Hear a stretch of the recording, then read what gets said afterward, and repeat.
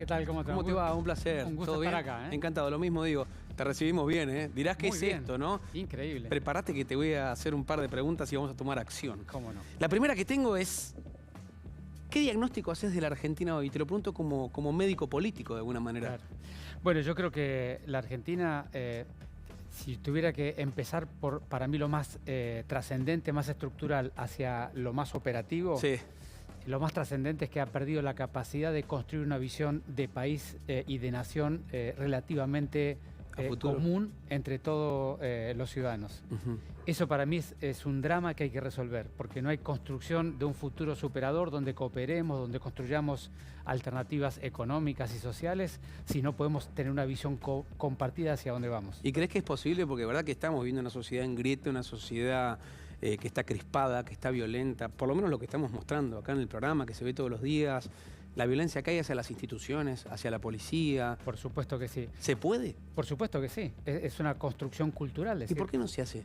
Bueno, así como llevó mucho tiempo esta pérdida de vínculos sociales, esta idea de que el que piensa diferente hay que descalificarlo y destruirlo, Sí. así como llevó mucho tiempo posicionarlo en la cultura política argentina, va a llevar un tiempo desandarlo. O sea, la famosa grieta, cerrar la grieta, decís vos. Sí, entendiendo a la grieta como esa incapacidad de tolerar la opinión diversa de la tuya. Sí. Porque en el fondo, si vos pensás un segundito, las naciones evolucionan por el aprendizaje. Hoy es todo conocimiento. Ujú. Y si vos pensás un segundito cuál es la base del aprendizaje, es el diálogo con el distinto. Porque sobre tu propia opinión no tenés nada que aprender, tenés para reforzar lo que opinás. No, sí, coincido. ¿No? El tema es que, digo, en ese diagnóstico, ¿sentís que es una Argentina, digo, un paciente que está ingresando a una guardia, está en terapia intensiva, está en terapia intermedia, tiene un diagnóstico concreto, tiene recuperación? Digo, ¿hay medicamento para eso? Para mí, decididamente sí, es una problemática universal, no solo de la Argentina, Ok. solo que la Argentina lleva 20 años intensificando esta problemática Ujú. y yo creo que hay que empezar a construir los espacios para salir de allí.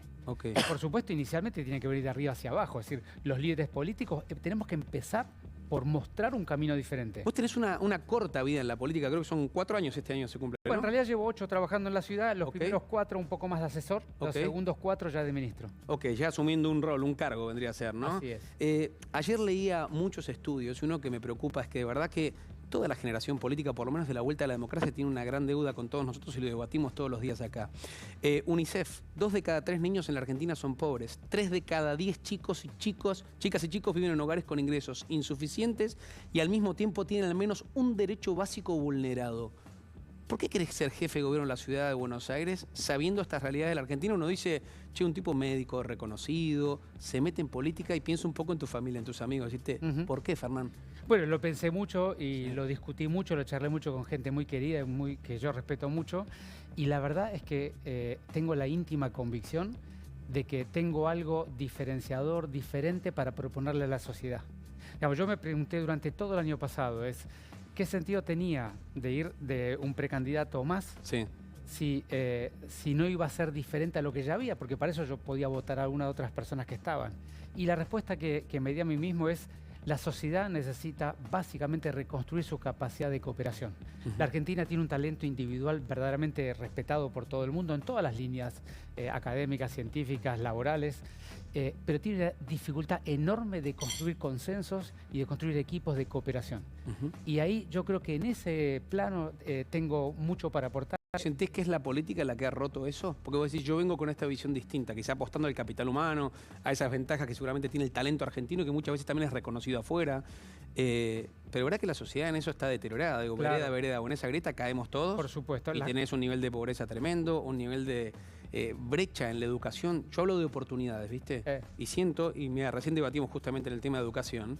Vos tenés un chico hoy que tiene acceso a internet y que la pandemia, lo sabes mejor que nadie, iluminó mucho eso Sí. y oscureció mucho lo otro. Aquel que está conectado está preparado para un mundo de hoy o que accede a un tipo de colegio con un cierto nivel y aquel que no. ¿Vos crees que la política, o vos mismo como político te lo pregunto, Sí, claro. ¿te sentís responsable de que eso pase? Decididamente sí. Digamos, por supuesto que no es solamente la política. Las construcciones culturales en las sociedades se dan por un conjunto de actores de la sociedad, Ujú. pero la política es un componente muy claramente responsable. Y vos fíjate, uno de los ejes que nosotros estamos trabajando como ejes priorizados Sí. para política de gobierno tiene que ver con desplegar las capacidades del porteño en términos de las cosas que vos decías, ¿no? Poner mucho foco en educación, por supuesto en igualar oportunidades primero y nivelar hacia arriba las capacidades de los porteños. ¿Qué es el foco en la educación? ¿Es inversión en colegios? ¿Es conectividad? ¿Es capacitación a los docentes? ¿Es incentivar de alguna manera ese sistema que muchos, el otro día tuvimos un debate de educación la semana pasada y algunos decían no sabemos si vamos a arrancar las clases o no? Por estos debates también que hay, que el docente no cobra un mango, como a vos también te ha pasado como médico, claro, ¿no? Sí, claro. Que no cobran un mango y que de verdad son personales esenciales en una construcción de una sociedad. ¿Cómo lo vas a potenciar? Bueno, para empezar, es todo lo que dijiste junto, porque en realidad todas las cosas que acabas de decir son importantes para la transformación. Transformación que en la ciudad ya empezó, que Soledad Acuña está trabajando hace mucho tiempo y yo creo que hay que seguir intensificando, que básicamente tiene que ver con ampliar el tiempo de tarea en la escuela, es decir, llevar a la actividad vespertina, las actividades de las escuelas públicas, que muchas de las privadas ya tienen, por supuesto, trabajar en la capacitación docente y sobre todo rediscutir las currículas y las metodologías educativas como para construir el alumno que sea el laburante del futuro. Hoy seguimos a veces en algunas escuelas, algunas estrategias en el país, encarando una formación de una persona que cuando termine el secundario... Sí, va a quedar tiempo atrasado. Bueno, recién discutíamos, viste, las tablets o los cuadernos, este cambio de paradigma que hay que mientras lo atravesamos, es difícil, imagino, ejecutar una política cuando la velocidad de la tecnología va a otro ritmo. Mismo le pasa a la justicia también con los nuevos delitos que existen por la tecnología.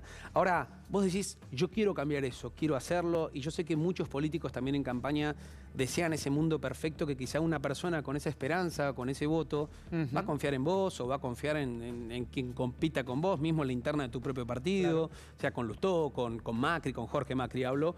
Y digo, ¿por qué debería hacerlo con vos de alguna manera? ¿Por qué debería votarte a vos y de verdad quizá el otro también venga y me diga, yo también quiero mejorar la educación, quiero mejorar la seguridad, quiero mejorar la salud? Me parece que las políticas en general, como decís vos, son más o menos compartidas. Lo que yo puedo ofrecer de diferencial es, primero de todo, construir evolucionar la política de que venimos trayendo en la Argentina a un modelo que a mi juicio es superador, que es una política de un liderazgo más horizontal, que es una política más inclusiva y más participativa de la gente y sobre todo más empática con lo que la gente atraviesa. ¿Vos sentís que hoy es muy verticalista? Te lo digo, no sé, por Horacio, sé que son amigos, pero ¿sentís que es más verticalista que horizontal? En la ciudad tenemos una evolución en ese sentido, pero vos mirás la política argentina y vos mirás, por ejemplo, lo que pasó a lo largo de la pandemia, tuvimos un montón de dirigentes dándonos órdenes de lo que teníamos que hacer. ¿Quién te daba órdenes? No, vos veías al presidente de la nación, algunos gobernadores que decían esto tiene que ser así, el que no lo cumple va a ser retado. Ese formato paternalista hoy en el mundo contemporáneo está perimido. Las políticas hoy es una co-construcción. Vos tenés que involucrar al ciudadano. Y yo siento que con el ciudadano he construido una confianza, respetando y cuidando mucho mi palabra y cumpliendo las rajatablas, no aprovechándome de situaciones particulares, sino manteniendo el equilibrio, la profesionalidad. No lo dudo, de hecho lo hablamos con nuestros compañeros también, creo que tu gran logro en la gestión es haber salido de alguna manera de la pandemia como saliste, o lo que ejecutaste también, no haber salido porque uno si no lo tiraría a decir jugaste un partido bien o mal, digo que me parece que se jugó con una honestidad diferente a otros cargos en diferentes roles. ¿Te han llamado, por ejemplo, para tentarte en ese momento, para decirte, Fernán, quiero vacunarme antes que alguien, quiero tener esta prioridad, como ha pasado así con el vacunatorio VIP? Mira, yo en eso estoy muy agradecido con Horacio y con todo el equipo de gobierno que se han portado en este escenario de manera impecable. En el gobierno de la ciudad nadie me ha pedido ningún favor de ese tipo. ¿Y algún político de afuera, algún sindicalista que te diga yo tengo prioridad porque soy fulano de tal, algún juez? No, sí preguntas. ¿Te han preguntado? Cuando me toca. Cuando me toca. Sí, claro. ¿Le podés apurar el trámite, eso no? No. Me parece que la gente también pregunta en los lugares donde cree que puede tener una respuesta, ¿no? Digamos, en la ciudad hemos sido terminantes con ese proceso porque además es a lo que yo vine al espacio público. Yo vine a ser un servidor público, no a buscar ventaja. Entonces yo en eso soy muy claro, soy muy transparente. Lo que la gente ve de mí sabe qué es lo que soy. Y yo creo que ese es el camino de una construcción diferente. Está bien. Ahora, y dame un segundito. La transformación o la evolución cultural, que es lo que me gusta a mí, es pensar en una evolución, no una cosa disruptiva, sino una cosa constante hacia adelante. La evolución cultural para salir de la grieta, de la falta de respeto del otro, esto que estábamos hablando, para mí tiene que ver con una convicción masiva de una cantidad, un número crítico de ciudadanos. Hay que seguir construyendo esa ciudadanía. Ahora, Fernán, te digo algo. Ayer arrancamos el programa, tenemos un campamento en la 9 de julio. Piqueteros. Voy a hacer algo. tengo un teléfono rojo, sos el nuevo jefe de gobierno de la ciudad de Buenos Aires. Uy, uy, uy, uy. Tenés el tema de piquetes. Este ¿A quién llamás? Este es el teléfono que vos levantás y decís, das una instrucción, una orden a ese equipo horizontal que soñás. Levantás el teléfono y ¿a quién llamás? Sí, digamos, con el tema de piquetes, lo primero que hay que entender que el piquete es un conjunto de personas que tienen, que expresan un problema severo socioeconómico, que es real, que está siendo administrado y tratado de manera inapropiada porque llevamos más de una década y no solamente no se resolvió, sino que cada vez se empeora aún más. Que tiene una organización de la expresión popular que es indebida porque las expresiones populares deberían ser espontáneas y por cada uno por su voluntad. No, es verdad que hay un sistema y eso es claro, pero una vez que pasa, la gente, no sé, ayer Eliana casi no llegaba a la radio porque tenía el piquete ahí, le pasa un montón de argentinos. Ahí va ese punto. ¿Qué haces ahí? Entonces, ¿Mandás a la policía? Acá, por eso, digamos, yo siempre digo, cuando vos tenés 70.000 personas con una cantidad importantísima de madres y niños, la forma no es la violencia, porque eso solamente va a generar más daño en la sociedad. ¿Y sentís que mandar la policía es mandar la violencia o de alguna forma asegurar el respeto a esa circulación? Vos podés poner policías para asegurar el respeto, como muchas veces la ciudad hace de respetar la ciclovía o la vía del metrobús. Ayer no, ayer estaba... A veces se desborda y se pierde. Sí. Pero vos podés mandarlo, pero tenés que entender que esa intervención en esa situación ya es tarde. Vos tenés que trabajar previo para que eso no ocurra de esa manera. Pero yo de verdad que lo entiendo y sé la buena fe seguramente que hay, pero eso te pasa y te va a pasar. Porque de alguna manera, si quizás el reclamo sea a la nación y te viene un belibón y te dice, te corto todo y te pongo carpas en la 9 de julio. Pero trabajemos un segundito. Primero, ya Horacio lo dijo claramente, las organizaciones intermedias que se dedican a organizar piquetes, hay que terminar con esa intermediación. Entonces hay que ir directo a la asistencia social, a las personas, no mediada por organizaciones, porque eso lo único que hace es generar más problemáticas de este tipo. Está bien. Punto número uno. Pero ponele, yo sé y coincido que estamos viendo la punta del iceberg acá. Punto número Hay dos. mucho abajo de esto. Cuando estás acá, llegaste tarde, vos tenés... eso ocurrió en el gobierno de Mauricio mucho en la coordinación provincia, ciudad y nación. Esto hay que contenerlo antes que arranque, en los lugares donde son pequeños grupos. Muchas veces se ha bloqueado estas problemáticas en la provincia y no se ha dejado venir. Porque no te olvides que la enorme mayoría de esas personas vienen del conurbano, no son de la ciudad, y vienen a expresarse a la ciudad con una queja sobre el gobierno nacional. Te pongo un caso de la ciudad de Buenos Aires. Dale, te pongo un caso de la ciudad de Buenos Aires. Antes de ayer arrancamos el programa y de repente en vivo nos cruza una situación. Estamos en Retiro, tenemos la información de un hecho violento en una boca del subte que terminó de la peor manera, asesinaron a un efectivo policial. Sí, claro. ¿No? Una persona que antes había asistido por ese efectivo, habiéndole dado un vaso con agua para que se relajara. Fue bastante confuso el episodio, disparos por todos lados, muerte de este efectivo policial. Empieza la discusión de taser sí, taser no, por qué estaba solo ese efectivo, por qué no había otro efectivo. ¿Hay solución a eso? ¿Es un error del sistema? ¿Es un error de la policía? ¿Es un error de quien está a cargo hoy del gobierno de la Ciudad de Buenos Aires? ¿O qué es lo que pasa? Déjame responderte primero en términos conceptuales y después ir directo al caso. Vamos. En términos conceptuales, yo creo que un segundo eje que nosotros tenemos en la política de gobierno para la ciudad es el tema de seguridad y convivencia. Y las dos cosas es fundamental que vayan de la mano. Tenemos que reconstruir un pacto social diferente en términos de convivencia, de qué cosa toda la sociedad está dispuesta a que tenemos que cumplir y qué cosas vamos a, una vez que la sociedad esté dispuesta a que hay que cumplir, ¿cómo? La política pública lo va a implementar con las medidas de gobierno, con la policía, con los instrumentos de gobierno.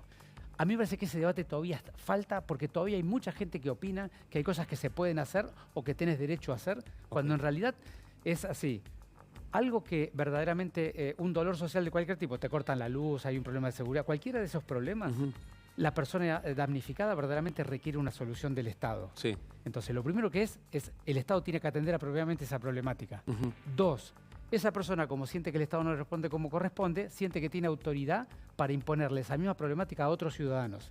Y eso es lo que tenemos que batir. Bueno, eso cuando una institución está rota. Efectivamente. Digo, en Argentina está roto eso. Ahora, eso es lo que hay que reconstruir. Yo ayer vamos al caso puntual. Y ahí vamos a ese lugar. Pero ayer vi a policías de la Ciudad de Buenos Aires tratando de tener a una persona pegándole sillazos en la cabeza. Digo, no sé si es la limitación de la propia policía o es que también a veces la política, por no quedar pegado a un caso de términos como represión o terminologías que también nos retrotraen históricamente o en el discurso o en las situaciones de que mucha gente ha padecido, por ejemplo, la dictadura militar, está ese miedo o esa tibieza de no ejecutar cuando hay que ejecutar. Cuando digo ejecutar hablo de ejecución, de acción, no hablo del otro término de ejecución. La acción profesional de la policía siempre es una intervención que evita un daño potencial, generando el menor daño posible. Esta es la imagen, mirá. Claro, sí, Esta es la imagen. Así lo detenían a los sillazos, ¿no? Acá está, perdón. Sí, acá está en pantalla partida. Es tremenda esa imagen. La acción profesional de un policía es evitar un daño potencial con el menor daño posible con el involucrado. Entonces vamos al menor daño posible. Es increíble que en la Argentina todavía estemos discutiendo el tema de las taser. Es increíble. Es una solución absolutamente apropiada que usan 300 policías del mundo para situaciones donde la policía tiene que contener o controlar a una persona, provocándole el menor daño posible a él y a terceros. Hablabas vos de lo del subte. En el subte pudo haber habido... Primero fue una desgracia para la mujer policía. Y podría haber sido mayor, insistimos con eso. En la balacera que hubo... Podría haber sido mucho mayor. Mucho peor. Y eso es porque no nos ponemos de acuerdo en usar las taser. ¿Vos te das cuenta de lo que estamos discutiendo? Este es otro segundo caso. Hay un instrumento que las policías del mundo que tienen para controlar a una persona. Probablemente esta persona tenga serios trastornos de la salud mental. Me diste un tema importantísimo. Sí. Porque vos decís taser sí.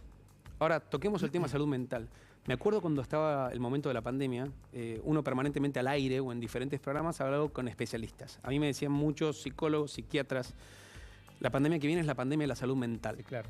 Y me puse a averiguar qué es lo que pasa hoy. Y la verdad que me puse a buscar en el Observatorio de Psicología de la UBA y hay una muestra más o menos de casi 2.000 y pico de personas, 2.295 encuestados a nivel nacional. Dice que el 12,27% presenta riesgo de trastorno mental y que la mitad de la gente que necesita ir al psicólogo no va por el costo. O sea, la inflación también pega ahí hasta para un tratamiento de salud mental. Y vos fíjate, volvemos para el mismo punto. ¿Qué significa que vos alteres tu salud mental en el transcurso de la vida? Por supuesto hay personas que tienen enfermedades estructuradas, congénitas y otras adquiridas y demás, pero corramos ese pequeño grupo que es un grupo muy difícil pero muy particular. ¿Qué significa la salud mental de manera epidémica? Es decir, que una masividad de gente la tenga. Es evidente que estamos desacoplados en la sociedad que estamos viviendo. Por eso el foco de mi propuesta de gobierno, que ya hablamos de 2 ejes, pero ¿cuál es el foco?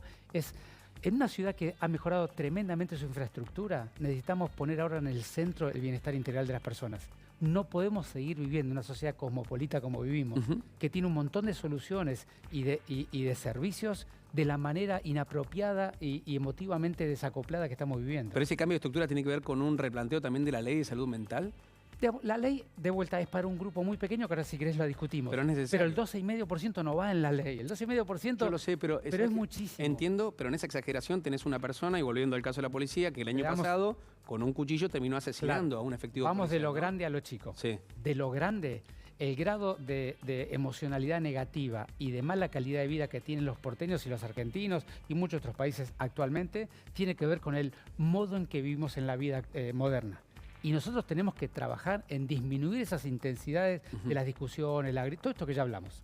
Ahora vamos, si querés, al tema específico de las enfermedades más estructuradas. La ley de salud mental requiere una adaptación. Un cambio. Ha sido una mejoría. Mirá, por esta situación. Esta persona que a la mañana había estado tomando un café con su mamá y a la tarde tuvo un brote psiquiátrico,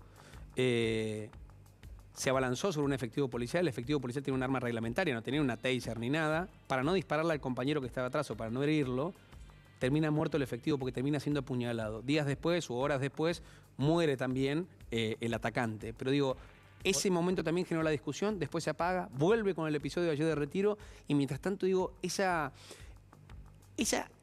qué? Siento que en algún lugar se le da más preponderancia a esa institución de la delincuencia, del desborde, de todo lo que está quebrado, que a todo lo que debería funcionar.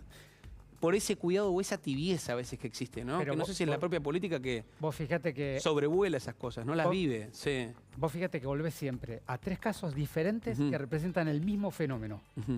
Una persona con un trastorno o una dificultad personal severa y grave, a veces de la salud mental, a veces de otro tipo. Una persona con trastornos y problemas severos y graves, que termina siendo una complejidad para otras personas porque no tenemos instrumentos para atender esa. Entonces no es una cosa la otra, las dos cosas son verdad.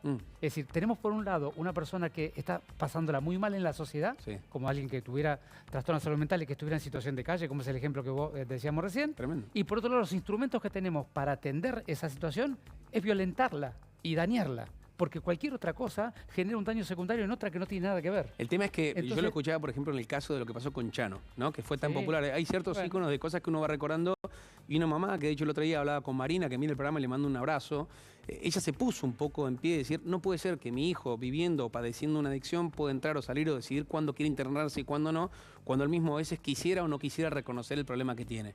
No por exponerlo a Chano en esta problemática, pero hay muchos que padecen o les pasa esto. Y después va Eli, va Débora, va Gustavo, cualquiera de nosotros caminando y se puede cruzar con alguna de esas personas que pueda tener algún tipo de brote y pasarla realmente mal. Porque son dos momentos muy particulares. Uno es cómo se le contiene a una persona violenta que tiene trastorno de salud mental en el momento agudo, y la respuesta es con profesionalidad, y la taser es un instrumento muy poderoso para no dañarla de manera definitiva, o no ser dañado el que interviene, paso número 1. Paso número 2, vos trajiste un tema súper complicado, si lo podemos tratar rápido así en tele, ¿sí? Que es cómo gestionamos las autonomías y la pérdida de autonomía de un ser humano. Porque ese es el debate de la ley de salud mental. Es hasta dónde vos sos plenamente autónomo de vos y cuándo el Estado, representante de la sociedad, tiene el derecho a quitarte tu autonomía.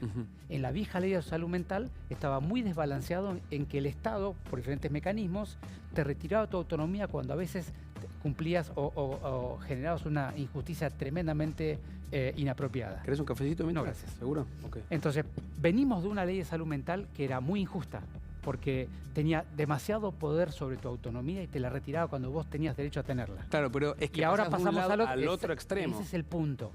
Porque ¿cuál es la discusión? ¿Y vas a luchar por ese equilibrio? Digo, ¿y a quién llamas ahí? Bueno, yo estoy hablando con los diputados nacionales de mi espacio para que estamos trabajando en la propuesta de la modificación. Mi concepto es así, mira.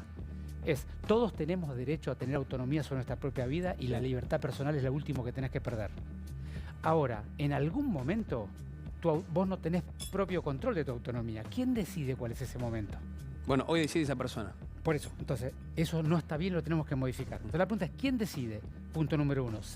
Punto número 2, ¿vos tenés derecho a decidir quién decide por vos cuando vos estás bien? Y yo creo que sí. Entonces, para mí el cambio es, las personas que episódicamente pierden su autonomía, no volvamos al caso de Chano, pero en cualquiera de las condiciones que en algún momento vos estás bien, en algún momento perdés tu autonomía, en el momento que estás bien tenés que expresar quiénes toman la autonomía de tu vida. Para mí es así. Y esa persona que toma la autonomía de tu vida es la que decide qué pasa cuando vos no estás en condiciones autónomas. No, sí, por eso digo que me parece que es importante que también estos temas se hablen y que cuando, si te toca ocupar ese lugar, que es una enorme responsabilidad, sea una prioridad también. Porque esto pasa en la ciudad de Buenos Aires, pasa en Mendoza, en San Juan, en Salta, en toda la Argentina pasa algo así, que de verdad tiene que, de alguna manera, tratarse de manera urgente. A veces los tiempos de la política, mismos los de la justicia, no acompañan los tiempos de la sociedad. Y la demanda que hay hace mucho tiempo por inseguridad o por esta situación de salud mental, que mucha gente también vive, la no asistencia o la no ayuda del Estado y que no te puede pagar un psicólogo, debería ser algo realmente urgente. Igual Pero tengo son dos lugares diferentes. para preguntarte. Pero son dos lugares, para cerrar un poquito, si me permitís. El lugar de la autonomía es un debate nacional porque es una ley nacional. El debate de la gestión del momento agudo, del momento episódico, ese es el tema de la jurisdicción. Te voy a pedir cambiar un ratito de roles y que ejecute. No voy a ser jefe de gobierno de la ciudad de Buenos Aires ni nada, pero te voy a invitar a jugar un poco en lo periodístico de alguna manera. Y te voy a pedir si me podés ayudar, porque no encontré títulos para algunas fotos. A ver si me podés ayudar vos. Las voy a poner en la pantalla grande, a ver si las tienen ahí, pónganlas. Quiero que titules esta foto que en algún momento generó ruido, ya la vas a ver. Esta foto que está acá atrás, mirá. Esta foto que está acá atrás. Esta foto en un momento generó bastante ruido. Fue después de lo que se dio a la luz y se conoció como el vacunatorio VIP. Estás vos sentado con Ginés González García en iSalud, que vos en algún momento respondiste que es como una facultad que él mismo creó. Y fue muy polémica esta foto. No porque la hayas sacado vos, sino porque en esta foto se veía algo como que era ruidoso. Un ministro que había sido echado o despedido por justamente haber accedido a facilitarle la vida a cierta gente poderosa o con acceso al poder a esa vacuna que en ese momento no estaba. ¿Qué te pasa y qué título le pones a esa foto hoy? Bueno, como bien vos decís, yo fui a una universidad, a la universidad que más sanitaristas forma en la Argentina. ¿A la UBA? No, se llama iSalud. Ah, iSalud. Acá, esta, sí. Okay, es una universidad que tiene 4 maestrías, de las cuales yo hace más de 10 años que doy clases en varias de ellas, y que para mí es muy importante porque es una universidad con cierto tinte partidario, porque el peronismo está muy involucrado allí, a pesar de que es multipartidaria.